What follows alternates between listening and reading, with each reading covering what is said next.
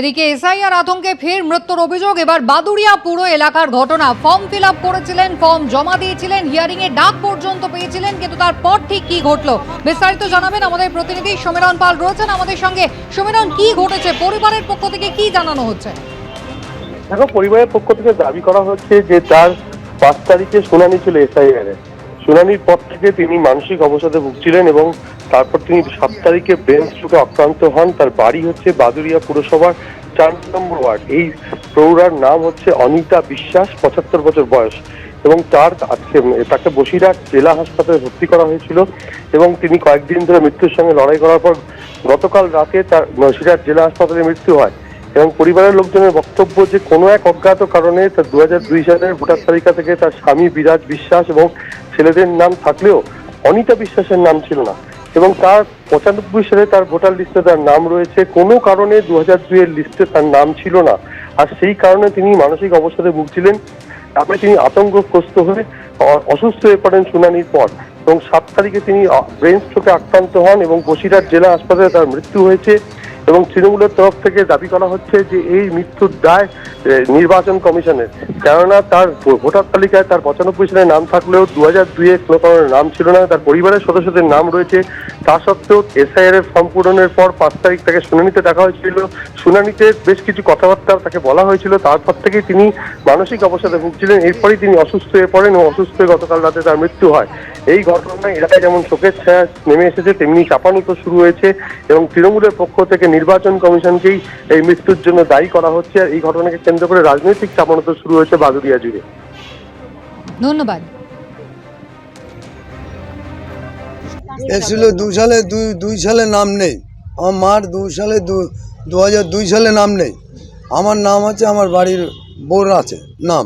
তারপরে 5 তারিখে আপনার হিয়ারিংয়ে ডেকেছিল, হিয়ারিংয়ে গিয়েছিল। হিয়ারিংয়ে শুধু মা শুধু টেনশন করতো, হিয়ারিংয়ের জন্য টেনশন করতে বেশ। কাটোয়ার এসআইআর শুনানি কেন্দ্রে হয়রানির অভিযোগ। কাটোয়ার 281 ও 282 নম্বর বুথে হয়রানির অভিযোগ গ্রামবাসীদের। 2200 জনের গ্রামে 1000 জনকে এসআইআর শুনানিতে ডাক। অভিযোগ গ্রামবাসীদের, গ্রামে শুনানি করতে হবে এই দাবিতে কাটোয়া বর্ধমান রোডে পথ অবরোধ। গাঙ্গুলিডাঙ্গায় পথ অবরোধ, বিক্ষোভ গ্রামবাসীদের।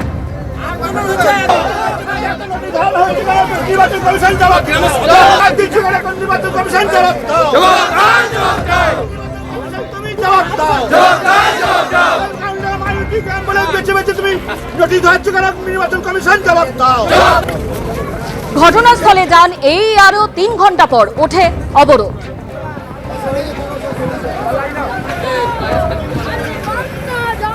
বর্তমান পথ অবরোধ করেছি, তার কারণ আমাদের 1100 লোকের হিয়ারিং এর নাম ভুল এসেছে, ওই জন্য আমরা পথ অবরোধ করেছি।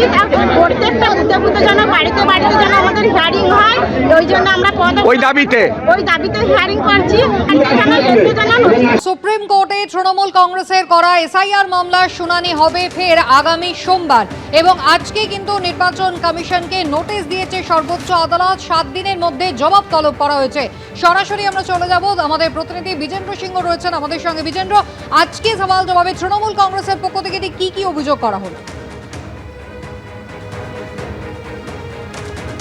দেখো, আজকে তৃণমূল কংগ্রেসের তরফ থেকে একদিকে কপিল সিব্বল, অন্যদিকে কল্যাণ বন্দ্যোপাধ্যায় অ্যাপিয়ার করেছিলেন। এবং আজকে কপিল সিব্বল প্রথমে যখন হিয়ারিং স্টার্ট হয় তিনি বলেন কি পশ্চিমবঙ্গে একটা ইউনিক প্রসিডিয়ার এই মুহূর্তে ইলেকশন কমিশন অ্যাডপ্ট করেছে, যেখানে হোয়াটসঅ্যাপ মেসেজ নিয়ে নোটিশ পাঠানো হচ্ছে এবং ইলেকশন কমিশন আধিকারিকদেরকে হোয়াটসঅ্যাপে মেসেজ দিয়ে নির্দেশ দিচ্ছে। কোনো অফিসিয়াল কমিউনিকেশন নেই, কোনো অফিসিয়াল অর্ডার ইস্যু হচ্ছে না, কিন্তু শুধুমাত্র হোয়াটসঅ্যাপ মেসেজ দিয়েই কাজ করছে ইলেকশন কমিশন সেখানে, সেটা তিনি অভিযোগ করেন।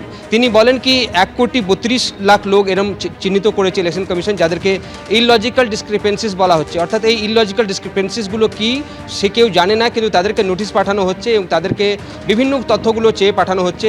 শুধুমাত্র হোয়াটসঅ্যাপ মেসেজের ওপর কোনো অফিসিয়াল কমিউনিকেশন নেই, এই অভিযোগ তিনি করেন।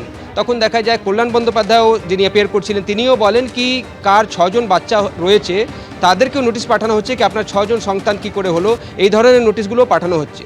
তখন ইলেকশন কমিশন আজকে সুপ্রিম কোর্ট আজকে ইলেকশন কমিশনকে নোটিশ ইস্যু করে এবং ইলেকশন কমিশনের আইনজীবী উপস্থিত ছিলেন। তিনি বলেন কি তারা সময় চাইছেন এই জবাব দেওয়ার জন্য, যে ইন্টারভেনশন অ্যাপ্লিকেশন ফাইল করা হয়েছে দোলা সেন এবং ডেরেক ওব্রায়েনের তরফ থেকে, তার জবাব তারা লিখিতভাবে দেবেন। সুপ্রিম কোর্ট তাদেরকে 1 সপ্তাহ সময় দিয়েছে জবাব দেওয়ার জন্য। নেক্সট হিয়ারিং আগামী সোমবার হবে 19 তারিখ। এবং যেই কথাগুলো আজকে কপিল সিব্বল বা কল্যাণ বন্দ্যোপাধ্যায়ের কোর্টে বলছিলেন সেটা আমরা দেখেছিলাম এর আগে যখন জ্ঞানেশ কুমারের সঙ্গে দেখা করেছিলেন টিএমসির প্রতিনিধি দল অভিষেক বন্দ্যোপাধ্যায়ের নেতৃত্বে। অভিষেক বন্দ্যোপাধ্যায় যে কথাগুলো অভিযোগ করেছিলেন সেই কথাগুলোই কার্যত আজকে দেখলাম কপিল সিব্বল এবং কল্যাণ বন্দ্যোপাধ্যায় কোর্টের কাছে রেখেছেন, যার মধ্যে বলা হয়েছে কি একটা ইউনিক পদ্ধতি অ্যাডপ্ট করছে ইলেকশন কমিশন পশ্চিমবঙ্গের ক্ষেত্রে, বাকি রাজ্যে সেটা করা হচ্ছে না। হোয়াটসঅ্যাপে মেসেজ দেওয়া হচ্ছে আধিকারিকদেরকে, সেটাকে ইমপ্লিমেন্ট করতে বলা হচ্ছে, কোনো অফিসিয়াল কমিউনিকেশন নেই। এবং 1,32,00,000 ভোটারকে মার্ক করা হয়ে দেওয়া হয়েছে, তাদের মধ্যে নাকি ইললজিক্যাল ডিসক্রিপেন্সিসগুলো রয়েছে। কার 6 জন সন্তান কেন রয়েছে সেটা নিয়েও প্রশ্ন তোলা হচ্ছে ইলেকশন কমিশনের তরফ থেকে। এই কথা কল্যাণ বন্দ্যোপাধ্যায় আজকে কোর্টে বলেন। দুজনের বক্তব্য শোনার পর আজকে কোর্ট 1 সপ্তাহ সময় দিয়েছে ইলেকশন কমিশনকে। আগামী 19 তারিখ হিয়ারিং হবে, তার আগে নির্বাচন কমিশন তাদের জবাব দাখিল করবে। অর্থাৎ এতদিন ধরে মমতা বন্দ্যোপাধ্যায় যে অভিযোগগুলো করছিলেন আজকে সুপ্রিম কোর্টে দাঁড়িয়ে সেই অভিযোগই কিন্তু তৃণমূলের পক্ষ থেকে কল্যাণ বন্দ্যোপাধ্যায় এবং কপিল সিব্বল করেছেন। সেই অভিযোগের প্রেক্ষিতে নোটিশ দিয়েছে নির্বাচন কমিশনকে সুপ্রিম কোর্ট। আগামী সোমবার পরবর্তী শুনানি রয়েছে এই মামলার। বিজেন্দ্র, ধন্যবাদ। আর অন্যদিকে ইডির তল্লাশিতে তুলকালাম সুপ্রিম কোর্টে গেল ইডি, জোড়া পিটিশন দায়ের। একটি পিটিশন দাখিল করা হয়েছে ইডির তরফে, অন্য পিটিশন দাখিল করেছেন ইডির 3 অফিসার। আমাদের প্রতিনিধি সৌভিক মজুমদার এই মুহূর্তে আমাদের সঙ্গে রয়েছেন। সৌভিক, 2টি পিটিশন দাখিল করা হয়েছে সুপ্রিম কোর্টে, শুনানির বিষয় কি খবর রয়েছে এখনো পর্যন্ত?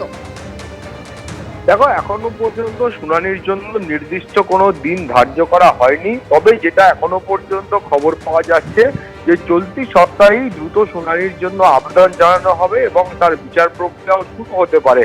এখন তুমি জানো যে 2টি পিটিশনের মধ্যে একটি এনফোর্সমেন্ট ডাইরেক্টরেটের তরফ থেকে করা হয়েছে এবং আরেকটি এই ইডিডি 3 জন আধিকারিক যারা এই তল্লাশির সময় বা তদন্তের সময় উপস্থিত ছিলেন, সেই 3 জন আধিকারিক সুপ্রিম কোর্টে দাখিল করেছেন এবং তারা সরাসরি অভিযোগ করছেন যে তাদের কাজে বাধাদান করা হয়েছে, তাদেরকে অন্যায়ভাবে আটকানো হয়েছে এবং তারা তথ্য চুরিরও একটা অভিযোগ আনছেন। অর্থাৎ সেই মর্মে তারা চান যে উপযুক্ত ধারা যেন প্রয়োগ করা হয়, যে সেখানে তাদের তথ্য চুরি করা হয়েছে, ডিজিটাল এভিডেন্স কার্যত জোর করে ছিনতাই করে নিয়ে যাওয়া হয়েছে, এই ধরনের একটা অভিযোগও এই মামলার ক্ষেত্রে করা হয়েছে। ফলে তারা অবিলম্বে যারা চাইছেন যে এই মামলার তদন্তভার সিবিআইকে দেওয়া হোক এবং তার পাশাপাশি ইতিমধ্যে যে এফআইআর গুলো দায়ের হয়েছে সেই এফআইআর এর ভিত্তিতে যেন কড়া কোনো পদক্ষেপ না গ্রহণ করা হয়, সেই দাবি তারা সুপ্রিম কোর্টের কাছে করেছেন এবং সেই আবেদন তারা করেছেন।